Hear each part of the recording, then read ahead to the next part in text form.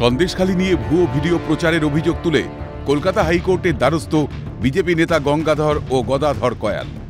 BJP নেতাদের অভিযোগ, তাদের ছবি ব্যবহার করে ভুয়ো ভিডিও তৈরি করে সোশ্যাল মিডিয়ায় ছড়ানো হয়েছে।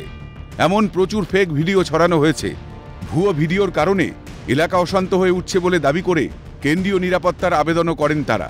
সিবিআইয়ের কাছে অভিযোগ জানিয়েছেন তারা, কিন্তু বর্তমানে নিরাপত্তার অভাব বোধ করায় বিচারপতি জয় সেনগুপ্তের এজলাসের দ্বারস্থ হন তারা। যদিও বিচারপতি প্রশ্ন করেন, কি করে সিবিআই সরাসরি এই মামলা নেবে সন্দেশখালীর সমস্ত মামলা ডিভিশন বেঞ্চে। এরপরেই বিচারপতি জানিয়ে দেন, মামলা দায়ের হোক, সোমবার মামলা শোনা হবে। উল্লেখ্য, চলতি বছরের শুরু থেকেই সন্দেশখালী নিয়ে উত্তাল রাজ্য রাজনীতি। সম্প্রতি রাজ্যের শাসক দল একটি গোপন ভিডিও প্রকাশ্যে আনে।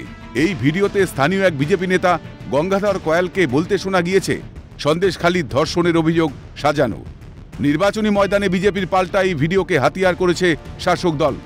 যদিও বিজেপির দাবি, এই ভিডিও সম্পূর্ণভাবে ভুয়ো। ভিডিওর জেরে নিরাপত্তাহীনতায় ভুগছেন নেতারা। এই অভিযোগ নিয়ে আদালত কি পদক্ষেপ করে সেটাই এখন দেখার। অভিরূপা হাজরার রিপোর্ট, ক্যালকাটা নিউজ।